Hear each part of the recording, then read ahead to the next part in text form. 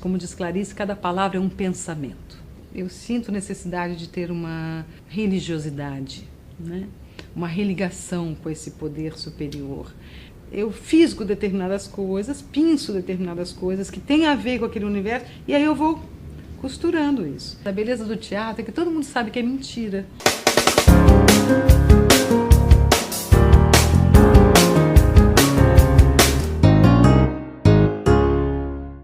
Hoje eu vou conversar com a Beth Goulart. Beth atriz, Beth diretora, Beth colunista, Beth tudo.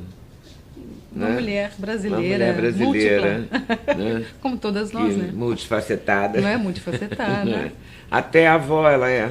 Ó, coisa boa. Mãe e avó. Você vê como ela é. Herdou de Nicete toda essa... Herança boa de herança boa, né? Herança de amor. Aliás, a Alicia teve herança boa dos dois lados. Não é? Né? É verdade. Dois queridos. Roberto, a sua mãe me contou que você já na barriga dela participou de alguns trabalhos. Comecei a trabalhar. Começou a trabalhar bem na barriga de mamãe. Se acostumou, né? Eu acho que sim, sabe? Acho que essa vocação veio talvez até antes da barriga de mamãe, né? Eu acho que eu tenho essa visão espiritualista da vida. Então acho que a gente traz uma bagagem de outras vivências que às vezes se manifestam nesta, né? E isso, a minha vocação se manifestou desde muito cedo, realmente, né? Qual foi o primeiro trabalho que você fez? Olha... Fora da barriga da sua mãe. A primeira vez que eu pisei em cena, eu tinha 3 anos de idade. Fiz um anjinho, numa peça infantil que a mamãe dirigiu, o Boi e o Burro, a Caminha de Belém, e aí precisava de 2 anjinhos e fomos lá, eu e Bárbara, fazer a primeira participação especial. Em casa, mas foi meu primeiro trabalho corporal, porque eu tinha que estar com o toríbulo assim e bater minha asinha. Isso para mim era muito difícil na época. Eu tive que fazer muito exercício para conseguir fazer isso direitinho. E na hora de agradecer, eu andei para frente assim, a cortina fechou, eu fiquei sozinha ali com aquela plateia e eu já fiz um número de plateia rápido porque eu não conseguia voltar naquela cortina, já foi uma risada, eu já adorei, já ofereci, alguém quer meu fotógrafo, que era meu primeiro autógrafo. Então desde muito cedo a minha vocação apareceu. Eu pegava livros, eu não sabia ler, então eu pegava os livros assim e contava histórias, eu ia contando e eu assim ficava envolvida com a história que eu estava contando. Então assim, desde cedo acho que eu quis contar histórias. Ele está contando histórias, e conta histórias belíssimas. Conta histórias até hoje. Faz uma Clarice que é a Clarice, não é? Gosto, tem essa coisa assim, com a literatura, muito... né? Acho importante. Gosto de personalidades que merecem ter novos olhares sobre elas. Então eu estou sempre olhando alguns personagens importantes que tocam a minha vida, a vida de todos nós brasileiros. E você é do tipo inquieta, assim, que fica buscando, olhar atento sempre? Sempre. Sou inquieta, ao mesmo tempo sou introspectiva. Então tenho os dois lados bastante desenvolvidos, assim. Todo o processo de criação de um trabalho, por exemplo, é muito intuitivo. É claro que a observação faz parte do nosso trabalho, do trabalho da atriz. A atriz está sempre observando tudo. Mas o trabalho da criadora, que é quem vai botar no papel alguma ideia, passa por um processo subjetivo que é difícil de explicar. É um processo mais intuitivo mesmo, sabe? Quando eu começo a escrever, eu pego um determinado personagem, como a Clarice, por exemplo, eu vou entrando naquele universo e aquilo vai saindo com muita naturalidade. Então, sai primeiro, depois eu elaboro. A própria Clarice fala muito assim, né? Que o processo dela, Clarice Lispector, assim. Que Beth fez num primor, né? É uma referência muito grande para mim, Clarice. Para muita gente, né? Mas para mim, a referência de vida e de arte, de literatura, de obra... uma mulher à frente do seu tempo. E você já lia Clarice? Já lia. Eu comecei a ler Clarice com 13 anos. Eu sempre gostei muito de ler. Quando eu falo desse processo introspectivo, é porque minha adolescência foi muito ligada aos livros. A sensação que eu tinha é que só os livros me entendiam, né? E eu conheci Clarice nesse momento. E criei uma conexão de entendimento, uma cumplicidade muito grande com ela. Como se ela conseguisse enxergar dentro de mim.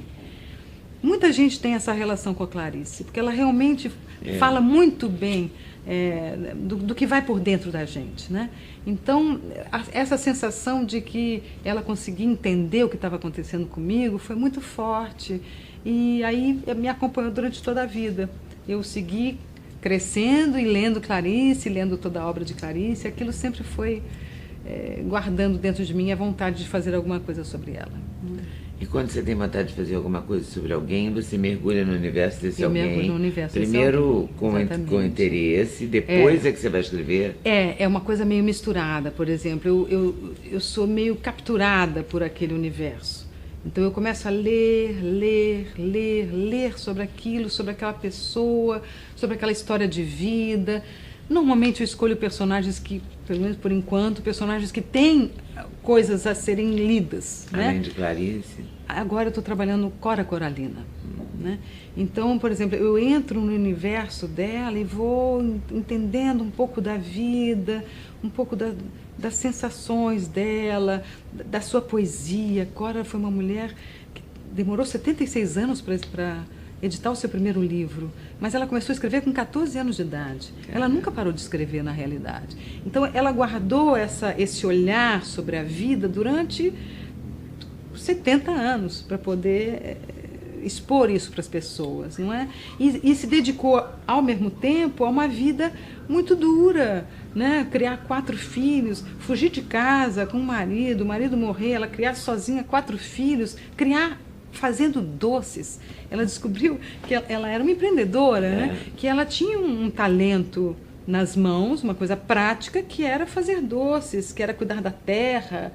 Então, ela teve uma trajetória de vida de muitas mulheres brasileiras, né? As guerreiras mulheres brasileiras que enfrentam as dificuldades do dia a dia para conseguir conquistar o seu bem-estar, dar estudo para os seus filhos, casa, comida, não é? Essa multiplicidade que a mulher brasileira tem. Essas grandes mulheres também têm.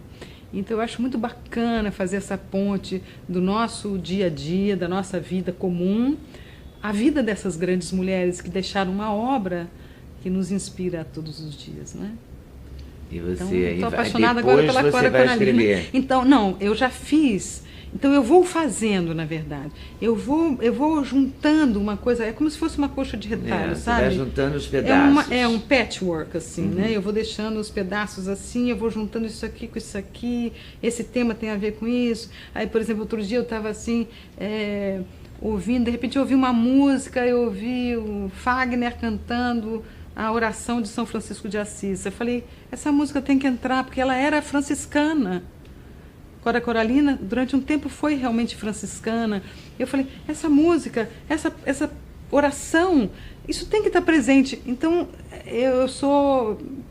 eu fisgo determinadas coisas, pinço determinadas coisas que têm a ver com aquele universo, e aí eu vou costurando isso. Então, é uma obra ainda em aberto, não está fechado, não está pronto, mas está muito bem encaminhado. Mas é assim que deve assim ser legal, que a coisa né? vai, sabe? Vai amadurecendo. Vai amadurecendo, aí eu vou vendo coisas, vou vendo entrevistas, vou vendo como é que a pessoa fala, o jeito de falar, e as intenções, sabe? As entonações, isso vai entrando, e vai virando uma mistura comigo mesma, e sai um personagem híbrido, meio eu, meio ela.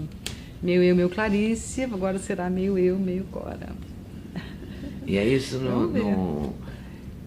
isso leva você para o universo. Leva. E aí você permanece vivendo essa experiência. Porque assim, eu vou vivendo a vida. 2 anos, 4 anos, não importa. Pode. Clarice foram 2 anos de processo. Essa acho que vai ser um pouco mais rápido, porque você Clarice foi com Clarice quanto tempo? Eu fiquei 9 anos. 9 anos. Eu acho que ainda vai rolar Clarice. Eu ainda não me despedi da Clarice. Eu sou apegada a Clarice.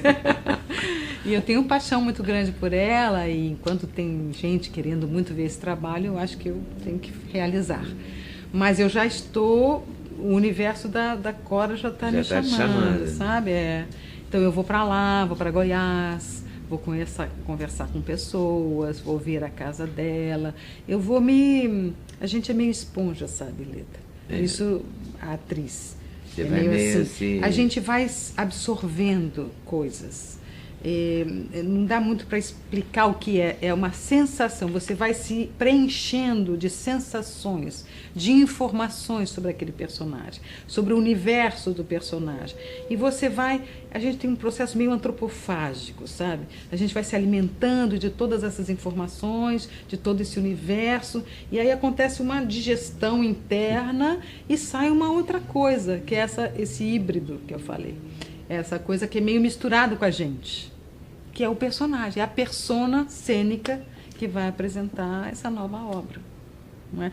Mas, de alguma forma, eu preciso captar a energia do personagem para, ao representá-la, as pessoas sintam a energia dela. É como as pessoas tinham a sensação difícil. Na Clarice. A Clarice estava aqui, de alguma maneira. Então, de alguma maneira, eu consegui acessar. Do seu trabalho?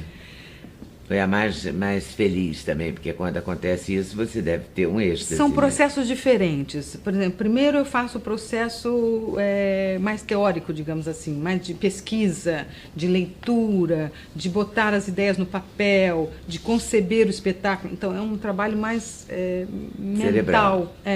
Mental, dessas informações. Então. Depois tem a segunda fase, que é quando eu paro de escrever, né?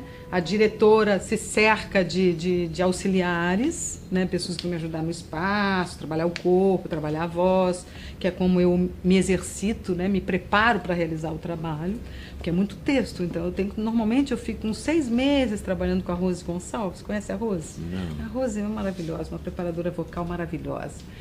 Então, eu trabalho junto com ela, assim, cada palavra, a dimensão de cada palavra no espaço.